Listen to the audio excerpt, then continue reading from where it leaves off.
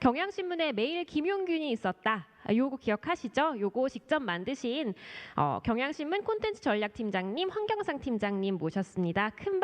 더 설명이 필요 없으신 분인 것 같아서요. 그냥 바로 발표 듣도록 하겠습니다. 큰 박수로 부탁드립니다.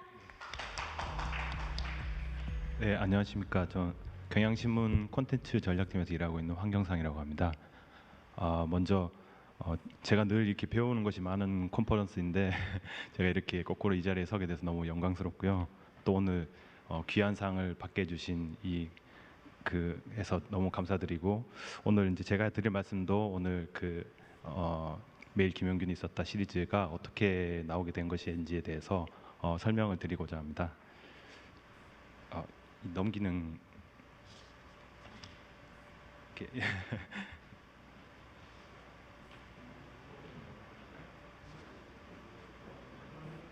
이게 넘기는 게 없네요. 네. 지금 막간을 이용해서 설명을 드리자면, 저희 황경상 기자님께서는 취재 기자로 시작을 하셔서 이제 개발을 배우시게 되셨다고 말씀을 해주셨는데, 사실 저는 여러 번 들은 이야기긴 한데 어떻게 개발을 배우게 되셨는지 이 부분 좀 궁금합니다. 예. 많이 궁금해하실 것 같아요. 실제로 프론트엔드 개발을 하십니다. 예. 평소에 좀 관심이 있었고 또 회사에서도 기회를 주셔가지고 그렇게 하다 보니까 좀 혼자서 좀 공부도 하고 하다 보니까 이렇게 하게 됐습니다. 높은 실력은 아니고요. 또 말씀하시는 것처럼. 예. 많은 기자분들이 실제로 이제 개발을 하고 싶어 하시고 이게 필요하다고 생각하시는데 이제 시간이 없어서 많이 못 하시는데, 이제 황 기자님은 실제로 본인이 실제로 배우시고 너무나 훌륭한 결과물까지 내어주셔서 귀감이 되시는 사례라고 볼 수 있습니다. 그러니까 발표를 재밌게 더 들으시면 좋을 것 같습니다. 네, 예. 그럼 발표 시작하겠습니다. 예. 시작하겠습니다. 기획 자체는 사실 이렇게 한마디로 정의 내릴 수 있을 것 같습니다. 우연한 계기에 시작됐고 또 단순한 반복 작업이 많았습니다. 어떤 기법이 화려하다기보다는 사실 데이터 저널리즘 하시는 많은 분들이 얘기하듯이 소위 말하는 그런 노가다 작업이라 할까요? 그런 단순 반복 작업이 이제 절반 이상이었는데요. 그래서 이제 이 부분의 소제목을 이렇게 정해봤습니다. 앞서 말씀드렸듯이 저도 이제 취재 기자 출신이긴 하지만 디지털 뉴스를 다루는 부서에서 이제 한 5년 가량 일을 했고, 혼자서 여러 가지 공부도 하고 인터랙티브 뉴스도 만들어 보겠지만 이제 늘 조금 갈증이 좀 있었습니다. 해외 유수 언론들이 이제 말하는 내놓는 그런 데이터 기반 보도들을 보면서 우리도 좀 그런 비슷한 걸 어떻게 해볼 수 있지 않을까 이런 생각을 많이 했고요. 물론 이제 저희가 이제 1회 때도 남북 70년이라는 보도를 통해서 상을 또 주시기도 했지만 그래도 좀 여전히 좀 아쉬움이 있었습니다. 그러다가 이제 제가 일하는 이제 같은 부서에서 저희 팀원 중에 이제 김지한 기자가 이제 매일같이 이렇게 노동 기사를 쓰는 것을 이렇게 보게 됐습니다. 사실 검색해 보시면 아시겠지만 상당히 많은 기사가 나오는데요. 이게 이렇게 쓴다고 해서 이게 지면에 들어가는 기사도 아니고 사실 조회수가 높은 기사도 아닌데 이렇게 매일 쓰는 것을 보면서 좀 안타깝더라고요. 그래서 왜 이렇게 열심히 쓰느냐 말하니까 이렇게라도 좀 써야지 덜 미안하다, 좀 안타깝다라고 얘기를 하더라고요. 그래서 또 이거를 대충 쓰는 것도 아니고 이제 속보가 나오면 이걸 또 해당 자료를 수집을 해가지고 사진도 붙이고 또 사건 내용을 조금 더 풍부하게 쓰기도 하더라고요. 그래서 이제 그 모습을 제가 보면서 사실 이제 워싱턴 포스트에서 이제 예전에 작업했던 경찰에 의한 총기 사망 사고 사이트를 좀 떠올렸습니다. 이게 이제 비무장한 흑인 남성이었던 게 마이클 브라운이라는 청년을 이제 마이클 브라운이 이제 경찰 총격에 의해서 사망한 사건인데요. 이걸 계기로 워싱턴 포스트에서 경찰 총기에 의해서 이제 비무장한 민간인이 사망한 사건을 전부 이제 아카이빙을 했습니다. 이것을 통해서 이제 백인보다는 인구 대비로 따지면 백인보다 흑인이 2배 이상 많이 죽고 있다, 이런 사실을 밝혀내기도 했는데요. 저희도 이제 이 주제는 좀 다르지만 사고로 사망한 노동자들의 어떤 아카이브를 만들어 보면 어떨까 하고 생각을 하게 됐고요. 이걸 이제 계속 그런 해당 기사를 쓰고 있는 저희 이제 김지한 기자한테 함께 이제 해보자고 제안을 했고, 이제 김지한 기자 이제 흔쾌히 수락을 하면서 우연치 않게 이렇게 시작을 하게 됐습니다. 여기 사이트를 보시면 아시겠지만 좀 상당히 비슷하게 제작이 됐죠. 우선 이제 이걸 하려고 하니까 기준이 되는 통계가 중요했습니다. 뭐 이렇게 세간에는 이제 하루에 6명이 죽는다라는 산재로 6명이 죽는다 이런 말이 이제 널리 퍼져 있었는데요. 사실은 이거는 이제 사고 사망하고 질병 사망을 이제 합친 숫자입니다. 이게 이제 질병 사망도 중요하지 않은 건 아닌데 이렇게 합쳐버리면 이제 명확하지 않게 되는 부분이 질병 사망 같은 경우에는 그 몇 년이 지난 뒤에 산재로 인정받는 그 순간에 이제 수치로 포함이 되기도 하고요. 그런 부분 때문에 이제 정확히 이제 그 실상을 집계하기가 어려운 부분이 있었습니다. 그래서 또 이제 또 한 가지가 이제 산재로 인정받지 못하는 부분, 예를 들면 뭐 특수고용이라든지 1인 자영업자 같은 경우에는 집계가 안 되는 그런 부분도 있었습니다. 그래서 저희가 이제 좀 고민 끝에 중대재해보고라는 것에 이제 집중을 하게 됐습니다. 이것은 이제 사업장에서 일하던 노동자가 죽을 경우에 이제 필수적으로 이제 그 노동부에 보고를 하게 돼 있는데요. 이제 이 보고 현황을 다 이제 그 살펴서 모으면 현장에서 벌어지는 이제 노동자들의 죽음을 이제 날 것으로 좀 볼 수 있지 않을까 하는 생각에서 모으게 됐습니다. 이 사고가 발생해서 보고가 들어가면 노동부 지청하고 산업안전보건공단에서는요 여기 조사를 나가서 재조사 의견서라는 보고서를 써내게 됩니다. 그래서 이 기록은 사실 이게 이제 아까 김지한 기자가 기사를 쓸 때 늘 입수해가지고 이제 기사를 보완하곤 하던 그 기록이거든요. 그래서 이거를 이제 입수해가지고 다 모아보자라고 생각을 했는데 처음에는 이게 이제 너무 엄두가 안 나서 그냥 목록만 신청을 해볼까 하다가 그러면 조금 또 부실해질 것 같아서 뭐 될지 안 될지 모르겠지만 어쨌든 보고서 전수를 다 좀 입수를 해보자 이렇게 해서 시작을 하게 됐습니다. 그래서 우선 그래서 이제 노동부에 정보공개 청구를 해서 기본 목록을 좀 입수를 했습니다. 2016년부터 19년 9월까지 중대재해보고 목록을 입수를 했고요. 이거와 별도로 아까 말씀드렸던 그 보고서를 입수를 하기 위해서 이거는 이제 정보공개 청구로 되지가 않아서 더불어민주당 그 한정희 의원실 통해 가지고 1,305건에 아까 말씀드린 목록은 3년치였고요. 이 보고서는 2018년부터 2019년 9월까지 이제 2019년 9월까지 1,305건의 이제 전수를 다 받아가지고 그 이제 5명을 이제 팀을 꾸려가지고 이걸 이제 입력하는 작업을 시작했습니다. 근데 이게 아시다시피 PDF 파일이 대부분이고요. 이미지로 된 것도 있고 이미지가 아니고 이제 긁히는 파일의 경우에도 이게 이 양식이 제각각 다 달라서 사실 이제 기계적으로 입력하는 것은 사실 불가능에 가까워서 이제 문서를 하나씩 열어가지고 뭐 이름, 나이, 그다음에 숙련도, 재해 원인 이런 것들을 다 이제 수작업으로 입력을 했고요. 그리고 이제 사진 옆에 있는 사진 같은 경우에는 이걸 이제 캡처로 뜬다든지 해가지고 다시 또 저장을 하게 됐습니다. 이걸 하는데 이제 꼬박 한 달 반 정도 걸렸고요.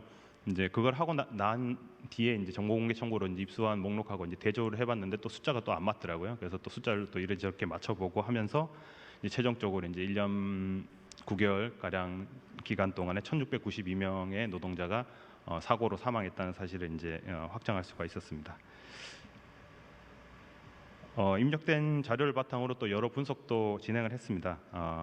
이제 산업안전을 연구하시는 학계에서 이제 널리 알려져 있는 사실이긴 한데 많이 보도는 안 된 사실들입니다. 그래서 뭐 추락 사고 같은 경우에 5m 이하의 낮은 높이에서 가장 많이 벌어진다든지, 그리고 뭐 휴일 사망 사고가 20% 가까이 차지한다든지, 그리고 우리가 흔히 생각할 때는 숙련도가 낮은 노동자들이 사고를 더 낼 것 같은데 이제 고숙련 노동자들이 사고가 더 많다는 사실, 그리고 저희가 이제 또 기업 집단을 이렇게 모아가지고 이제 원청 회사가 어딘지 그러니까 대기업 그룹사가 어딘지를 다 조사를 해봤습니다. 그래서 해보니까 현대차 그룹, 그다음에 대림 그룹, 포스코 그룹 순으로 사고가 많았던 것으로 이렇게 조사가 됐습니다.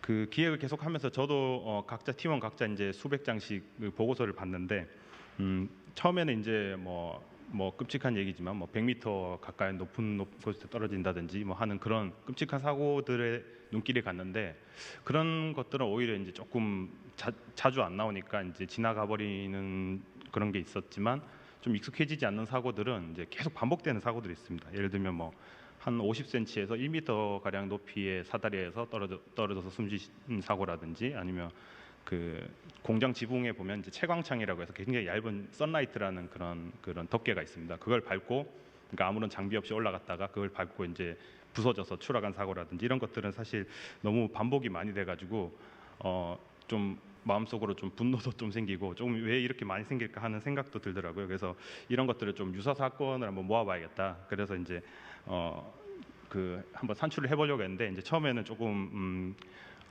그 사이킨런 같은 걸 이용해가지고 문장 유사도를 이제 재 원인이 쭉 나오면 추출을 하려고 했는데 잘은 안 되더라고요. 그래서 이것도 역시 수작업으로 저희가 이제 재조사 보고서에 나오는 원인들을 하고, 그리고 저희가 이제 자체적으로 좀 비슷한 원인들을 좀 만들어봤습니다. 그래서 한 95가지의 원인을 추렸고요. 그거를 또 일일이 그 사건별로 이렇게 찍어주는, 그거를 이제 파이썬으로 이렇게 다 찍어주고 줘가지고 2차원 또 벡터를 만들어서 유사도가 이제 겹치는 것들을 이제 추출해내게 됐습니다. 이제 그 결과를 보시면 이제 이렇게 보면 이제 아무런 장비 없이 그냥 높은 곳에 올라갔다가 떨어지는 사고들, 이런 사고들이 나흘에 한 번 발생하고, 또 이제 저희 제목에서 빌려왔지만 고 김용균 씨 사건 같은 그 장비를 멈추지 않고 들어가서 작업을 하다가 끼이는 사고도 나흘에 한 번씩 발생하고, 그래서 이제 이 제목과 같이 이제 매일 거의 뭐 김용균이 있었다라는 그런 제목이 나온 것입니다. 그래서 뭐 사실 21세기 대한민국에서 이런 사고들이 이렇게 자주 벌어진다는 것 자체가 이제 놀라운 일이었고, 이렇게 유사가 사건 뭐 열흘 한번 보름에 한 번씩 발생하는 사건들의 한 10가지 유형을 또 추려낼 수가 있었습니다. 이게 이제 재조사 보고서에 나오는 이제 사진들인데, 예를 들면 이제 저런 높이에서 작업을 하면서도 저는 아무런 어떤 뭐 안전대라든지 그런 안전장구를 착용하지 않고 이렇게 작업하는 경우도 많았고, 옆에 보시면 이건 이제 기계가 도중에 이제 고장이 나서 수리를 하려고 하는데 멈추지 않고 들어가서 이렇게 수리를 하다 끼인 사고들, 이렇게 이 보고서에서 이제 묘사한 것입니다.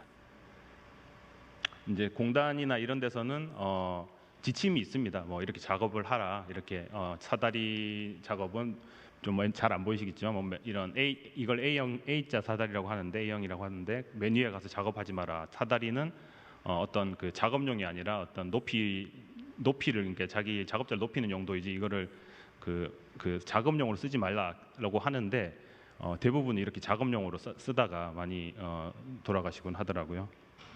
근데 이제 저희가 이걸 뭐 작업자들이 부주의한 것 아니냐, 뭐 왜 이렇게 안전장구 안 갖추고 하느냐라고 비난할 수도 있지만, 저희가 이제 뭐 집담회라든가 이런 걸 진행해 보니까 사실 뭐 안전장비를 갖출 수 없는 그 작업 현장은 없다. 이게 다 돈이 들고 이 기간이 길어지면 다 돈이기 때문에 이런 걸 이제 제대로 갖추지 않고 하려는 게 많고, 이제 작업자들 스스로도 빨리빨리 더 많이 해야 된다는 그런 뭐 압박감이 있고, 이래서 이제 막 서로 경쟁을 시키기도 하고요. 그러다 보니까 결국은 돈 문제고 비용 문제 때문에 이런 일이 발생한다는 사실을 또 알 수 있었습니다.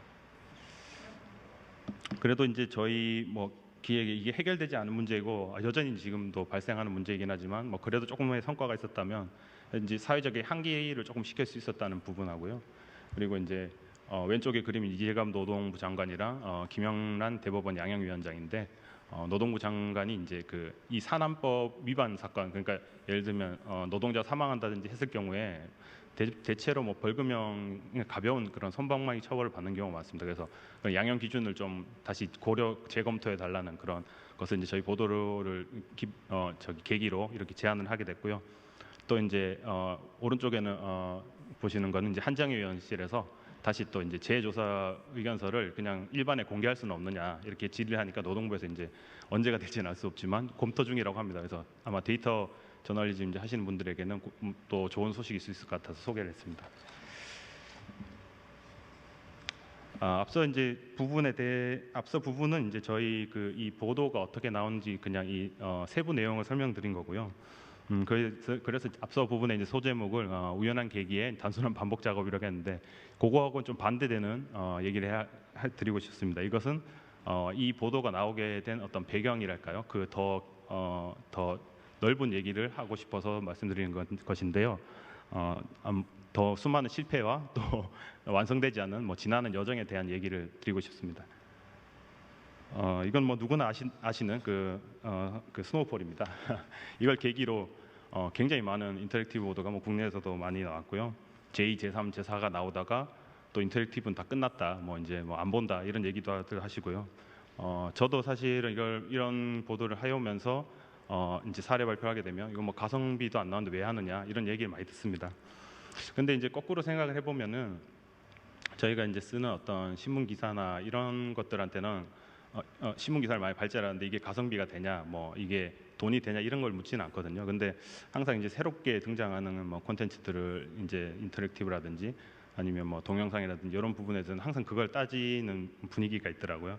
근데 이제 똑같은 사실은 콘텐츠인데 왜 이제 이렇게 그런 질문을 계속 받아야 되나 이런 또 의아한 부분이 있었고, 그건 아무래도 아직까지 이제 언론사에서 콘텐츠라고 하는 건 이제 기사 중심이고 또 약간 이런 것도 가해인 일이고 이제 뭐 해도 그만 안 해도 그만 이런 일로 이제 그 좀 여겨지지 않았나 생각이 듭니다. 근데 이제 데이터 저널리즘이 아마 또 필수적인 요소 중에 하나가 인터랙티브라고 할 수 있는데 이제 어떻게 보여주느냐도 굉장히 중요하거든요. 그 와중에 이제 저희가 만든 거를 이제 해보니까 한 5년 동안 69건 정도가 됐습니다. 그래서 계산해 보니까 한 달 평균 1.4건 정도 만들었더라고요. 뭐 사실 잘 된 것도 있고 못 된 것도 있고 뭐 잊혀진 것도 있고 좀 주목을 조금 받았던 것들도 있었지만 어쨌든 중요한 사실은 저도 하면서 느낀 거지만 애초에 계획한 것이 아니라 그냥 꾸준히 해왔다는 사실 자체가 중요했다고 생각을 합니다. 매일 김영균이 있었다는 기획 자체도 제가 이제 그거를 뭐 제안을 했더라도 이런 기반이 없었다면 사실 이거를 만들 수 있었을까? 이 기반이 있었기에 하자 그러면 이제 할 수 있는 어떤 여건 같은 게 조성이 돼 있었기에 가능하지 않았나 하는 생각이 듭니다. 네. 또 한편으로는 여전히 또 저희 조명희 신문이 버티고 있습니다. 사실 나 혼자 산다라는 프로그램에서 얼마 전에 김광규 씨가 그 신문을 본다는 사실 좀 약간 개그 소재로 사용이 되기도 했는데요. 근데 저희 기획 같은 경우에는 사실 이제 이 지면이 덕분에 많이 또 알려지기도 했고 이 신문이 아직까지는 사회적 파급력이 있구나 하는 걸 좀 느낄 수 있었습니다. 그런데 많은 분들이 이걸 좀 궁금해 하시더라고요. 이거를 누가 만들었냐, 어떤 사람이 제안을 했냐 이렇게 궁금을 하시는데 이제 뭐 과정이야 이제 여러 뭐 지면에서 제가 소개를 말씀드렸지만 저희가 이제 기획 준비하는 과정에서 뭐 새로운 어떤 건 아니죠. 예를 들면 뭐 강원도 태백의 철암 탄광 역사촌이라는 곳을 가면 이렇게 사망한 이제 광부 노동자들의 이제 이름을 이제 박아놨다든지 그리고 이제 뭐 또 다른 얘기지만 뭐 전쟁 기념관 같은 곳에도 이렇게 사망자 이름, 전사자 이름을 쓰는 거는 사실 새로운 건 아닙니다. 근데 저희가 이제 이런 식으로 해보자고 제안을 했었고 이제 물론 최종적으로 형식을 결정한 거는 이제 당시 뭐 편집국장이라고 할 수 있는데 근데 사실 저는 이게 이제 한 사람의 어떤 공이라든지 뭐 우리 기획팀의 뭐 아이디어라든지 이렇게 말씀드리고 싶지는 않고요. 사실 이게 어떤 역사적 기반이 있다. 뭐 너무 거창하게 될 수 있지만 그런 말씀을 드리고 싶었습니다. 사실 이제 경향신문은 이런 많은 역사들이 있었습니다. 사실 타 신문에서는 이렇게까지 잘 하진 않는데요. 2011년에 이미 이제 한미 FTA 그 찬성한 그 의원 명단들을 다 씻기도 했고 가운데 보시는 지면은 책 소개하는 지면인데 이게 지면 하나를 그냥 책 기사 하나로 이렇게 싣는 그런 디자인을 하기도 했고요. 뭐 창간 때는 저렇게 이제 뭐 라면을 출력한다든지 뭐 기자윤리 강령을 출력한다든지 이런 기획들을 많이 시도를 해왔습니다.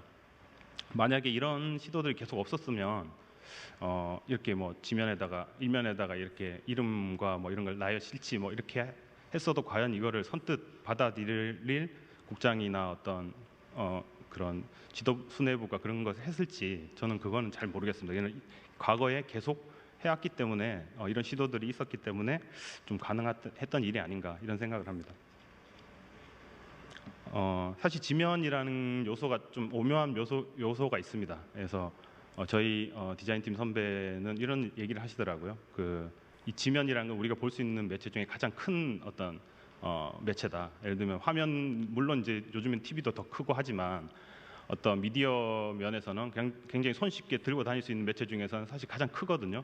근데 이게 낡은 매체라는 이유로 별로 그런 것을 생각을 못하고 그냥 이제 버려져야 할 것, 뭐 나물 다듬을 때 쓰는 것 이런 것들로 생각을 많이 되고 있는데 그런 물성을 좀 살려보면 어떨까 하는 시도들이 꽤 있었습니다. 그리고 저희는 이제 하다 보니까 인터랙티브도 하고 이제 인포그래픽을 이제 같이 이렇게 혼합해서 이번 기획도 마찬가지지만 이런 시도들을 해왔고요. 이것도 사실 처음은 아닙니다. 많이 모르셔서 그렇지 이제 이렇게 많은 작업들을 했습니다. 왼쪽에 이제 큰 게 지면이고요. 양면을 동시에 펼친 겁니다. 그래서 오른쪽은 인터랙티브입니다. 또 마찬가지로 이런 작업들을 계속 해왔습니다. 뭐 아무래도 많이 알려진 거는 이 냉면의 취향일 것 같은데요. 203 인포그래픽 연구소 이제 공동 작업한 작품인데 사실 이 지면 자체는 뭐 벽에다 걸어도 이제 연구소에서 이제 그래픽을 잘 그린 탓이기도 하지만 그런 벽에다 걸어놔도 손색이 없을 정도로 약간 이제 저희 팀 후배는 이제 이걸 지면의 굿즈화라고 표현하기도 하는데 이런 식으로 이제 지면이 나아갈 어떤 하나의 방향, 이건 정답이라고 할 수는 없지만 하나의 방향을 제시한 것 아닌가 하는 생각도 해봤습니다.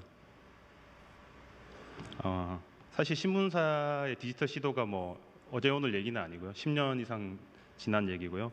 저희 회사도 통합뉴스룸을 만든 지도 벌써 10년이 다 됐고 모든 기사를 온라인으로 쏟아내고 그걸 바탕으로 지면을 만들고 이런 대원칙을 세운 지도 오래됐습니다. 근데 사실 쉽게 되지는 않습니다. 그래서 하지만 또 갈 길이 너무 멀긴 하지만 믿기지 않으시겠지만 또 많이 변하기도 했습니다. 내부 조직. 근데 이제 뭐 어떤 일각에서는 굉장히 쉽게 이제 좀 조롱거리로 기성 언론을 뭐 말씀하시기도 하고 하지만 사실 이게 제가 볼 때는 아직까지 어떤 답을 찾거나 길을 내신 분은 아직 없는 것 같거든요. 근데 저희 입장에서 저희가 잘하고 있다는 말씀을 드리고 싶은 게 아니라 언론사도 사실 이제 사람이 가장 중요한 조직이고 또 수많은 사람의 의지가 이제 결합된 집합체잖아요. 그래서 쉽게 바뀔 수 있는 부분이 굉장히 적다. 하지만 이제 저희 인터랙티브 하는 것도 마찬가지고 다 어떤 답을 찾아가는 여정 속에 있지 않느냐 이런 말씀을 드리기 위해서 적어봤습니다. 그리고 이제 만약에 뭐 인터랙티브를 누가 안 본다 이게 뭐 의미가 없다라고 말씀하신다면 그거는 이제 인터랙티브라는 뭐 형식 자체가 문제라기보다는 우리가 그만큼 매력적이고 또 뉴스 가치가 있는 그런 걸 못 만드는 탓이 아닐까, 저널리즘의 실패가 아닌가 이런 생각을 해봤습니다. 이건 이제 알자지라가 만든 그 게임형 인터랙티브 뉴스 사이트인데요. 이게 뭐 탐사 보도 기자가 돼가지고 불법 조업을 이렇게 취재하는 형식의 어떤 사이트입니다. 여기 관계자 인터뷰를 보니까 이 사이트를 방문한 사람들의 이제 80%가 새로운 기존의 알자지라를 접하지 못했던 독자라고 하더라고요. 조금 지난 얘기긴 하지만 우리 지금 인터랙티브 독자들도 어쩌면 우리가 독자 조사가 안 돼서 거기까지는 제가 파악하지는 못했지만 새로운 독자를 이제 발굴하는데 도움이 되지 않을까 이런 생각도 해봤고요. 또 얼마 전에 이제 또 한 그 방송사에 갔다가 인턴 기자를 만났는데 이 김용균이 있었다 계기로 신문을 구독하게 됐다고 하더라고요. 그래서 이런 부분도 있을 수 있구나. 굉장히 좀 마음이 좀 따뜻해지는 얘기를 들었습니다. 이 마지막으로 이제 개인적인 얘기로 마무리를 드릴까 합니다. 이게 왼쪽에 보이는 게 이제 제가 첫 번째 컴퓨터였는데요. 사진 아무리 찾아봐도 없어서 가장 비슷한 거를 찾아봤습니다. 그래서 이게 이제 만약에 이것을 저희 아버지가 이 컴퓨터를 만드는 회사에 다니지 않으셨다면 제가 접하는 시기가 굉장히 늦어졌을 것 같고 또 이제 이거 부모님이 이거를 제가 이른 나이에 이거를 이제 만질 수 있도록 해주셨고 또 한편으로는 이 컴퓨터에 또 타자 연습이라는 또 재밌는 것이 깔려 있지 않았다면 또 당시에 제가 컴퓨터 학원을 다녔는데 요즘 컴퓨터 학원처럼 어떤 애플리케이션을 쓰는 법에 집중하는 이런 게 아니라 옛날엔 저런 GW 베이직 같은 걸 가르쳤거든요. 이런 학원이 아니었다면 제가 프로그래밍에 관심을 가질 수 있었지 않았을까, 저는 아닐 것 같다는 생각이 들거든요. 그래서 이런 작은 하나하나의 뭐 씨앗이랄까요, 이런 것들이 오늘날 저를 만든 것 같고 또 콘텐츠 제작이라는 것도 비슷하지 않을까 싶습니다. 아직 뭐 답은 없지만 하나하나의 조그만 씨앗들을 그냥 뿌려가다 보면 그게 이제 또 다른 어떤 시도로도 이어지고요. 또 저희 김용균 이스타 보도 같은 경우에 사실 이게 어떤 뭐 엄청난 대단한 보도라고 생각하지는 않고요. 이게 아무래도 처음 하는 시도다 보니까 많은 분들이 좋은 평가를 해주셨던 것 같고 또 이런 보도들이 사실은 하다 보면 편집국 전체에도 퍼질 수 이런 똑같은 보도는 아니겠지만 많은 기자들이 어떤 단순 속보성 기사보다는 탐사 보도라든지 심층 취재를 원하고 있는데 이런 보도들로 이어질 수 있는 하나의 작은 뭐 징검다리랄까요, 씨앗이 되지 않을까. 그래서 이제 콘텐츠라는 것이 그런 작은 씨앗과 작은 인연들이 모여서 만들어지는 것이 아닐까 하는 생각에서 제 개인적 인연과 한번 엮어봤습니다. 물론 이제 저희 이 기획팀원들과 좋은 인연이 아니었으면 이런 콘텐츠를 못 만들었을 것 같습니다. 예, 이상입니다. 감사합니다. 네, 황경상 기자님 감사합니다. 아, 저도 너무 그 보자마자 너무 마음이 아플 정도로 떨어지는 그 화면이 너무 인상적이었는데요. 이게 그뿐만 아니라 그 떨어지는 그 모양은 인터랙티브에서 구현을 하시고 그분들의 한 분 한 분의 성함은 이제 지면에서 구현을 하시고 이렇게 다르게 해주셨는데 사실 두 매체가 굉장히 다른 매체잖아요. 그러니까 면이라는 것 빼고는 굉장히 다른 매체이기 때문에 고민이 굉장히 많으셨을 것 같아요. 어디서 어떻게 보여주는 거가 더 효과적으로 메시지를 전달할까?